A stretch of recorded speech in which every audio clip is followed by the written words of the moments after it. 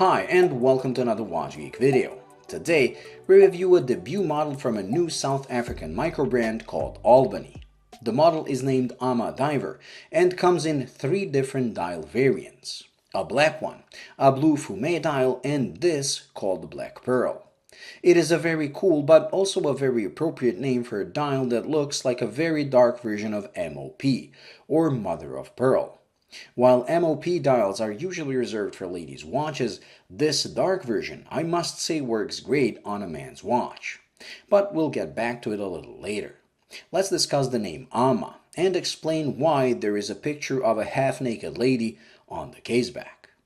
AMA is Japanese for sea women, and they're actually a very long tradition of female freedivers who would dedicate their life to diving without any oxygen tanks for abalone and seaweed that they would sell at local fish markets.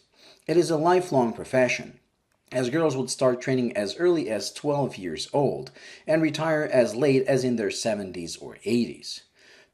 Today, the tradition is dying out, but there are still a few AMA divers out there, and apparently they can make quite a decent living out of it.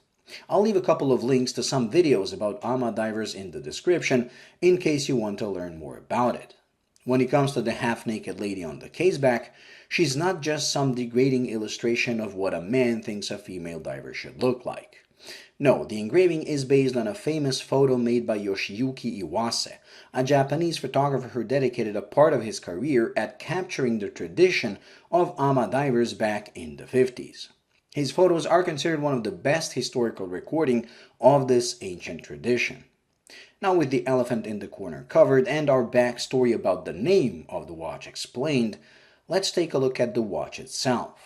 Celebrating a Japanese tradition, it is only natural that this comes with a Japanese movement. So it does. Albany didn't opt for the more common NH35 from Seiko, but rather went to Miyota and got their 9039 movement, which is a no-date version of the already famous 9015. A higher beat movement that beats away 28,800 bph, comes with both hacking and hand winding, and is considered a very good and reliable movement overall. The accuracy on this exact example has been excellent, with the watch gaining about 15 seconds per week. The only possible negative that the 9000 series of movements have is the fact that they use unidirectional winding, which does result in slightly more rotor noise and wobble. It's not a deal breaker at all, but I had to mention it for those who don't know. The watch case is also pretty Japanese in style, as it looks a lot like the Seiko 62 MAS. With 41mm in diameter and 48 lug-to-lug, it fits right in the sweet spot for most people, while the 12.8 in thickness makes it pretty slim for a 300-meter water-resistant watch. The whole case and bracelet are brushed, giving them excellent resistance to scratches and scuffs, and giving the watch a nice toolish look. The mentioned bracelet is known among watch aficionados as BOR, or B-O-R, which is short for beads of rice, and to me that translates to comfort. If you never had the pleasure of wearing a BOR bracelet, you owe it to yourself to try it. It is a perfect balance of sturdiness and flex, while the fact each bead of rice is a separate piece means perfect venting of the wrist and no sweating. While vintage bracelets get stretched over time, losing that fine balance and becoming too flexible, this is a modern version of that style, meaning it is made with solid links that are held together with screws. That means that any stretch that might happen will be so small we can ignore it. I tried quite a few BOR bracelets, and although they're all very comfortable, some modern ones end up being too stiff because they eliminate almost all of the lateral play, which seems like an improvement, but it is not, as part of the comfort of BOR bracelets comes from that exact flexing ability. This bracelet is one of the best I have tried, as it keeps that flex, but it's not too much, striking the perfect balance that such a bracelet should have. With solid end links and a machined clasp, it has all the other hallmarks of a modern high-quality bracelet as well. The watch does have drilled lugs for easy strap changes, and with this case shape, does look good on pretty much any strap.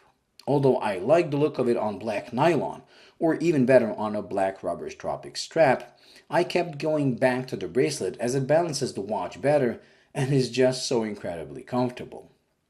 Now, just like the bracelet, the rest of the watch has all the hallmarks of a modern quality timepiece. So the crystal is sapphire with AR coating applied on the inside only, which is the way I like it. While the bezel also has a sapphire insert matching the crystal in both hardness and glossy reflection when angled.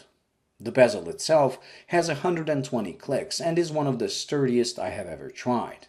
When I say sturdy, I mean there is virtually no lateral or vertical motion that I have seen on watches 5 times more expensive than this.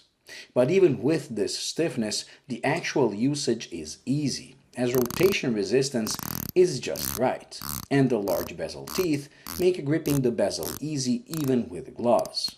Protected under the sapphire insert are lumed markings that have a very small area for lume application, making the bezel barely readable in the dark. I would have personally liked more if they left all the numerals and markings unlumed and just made a larger main pip, as it would have made for a more usable and more elegant bezel. The lume overall is a bit underwhelming, and probably the only thing I would change about the watch. Not only the type of lume, but also lume area, as I would prefer slightly larger markers. These smaller ones, however, allow you to enjoy the black pearl dial in all its glory, and glorious it is. I was originally going to get a pure black version, but they ran out of them and only had this review sample to send. I was kinda skeptical on how it will look in real life, but any doubts I had were gone as soon as I unboxed this. Black in most situations, it just comes alive when the angle and the lighting hit it right. It almost looks like the surface of the ocean at night. It is mesmerizing, and I have to admit one of the most unique dials I have seen so far. The AMA diver starts at $457 for a leather strap version, and for $41 more, you get this bracelet version, regardless of the dial variant. These are full prices though, that are usually discounted on their webpage, bringing the prices down to $375 for leather and $420 for the bracelet version, which to me is a pretty decent price for the specs and the unique dial you get. For their first ever model, I have to admit Albany made a pretty decent watch for the money, and I personally can't wait to see what they come up with next. Now before I sign off, I just wanted to say that this is the first review watch I actually continued wearing even after my usual testing and the recordings were done, which speaks a lot. Anyways, thank you for watching. I hope you enjoyed and found it useful. If you did, please like and subscribe, and until the next video,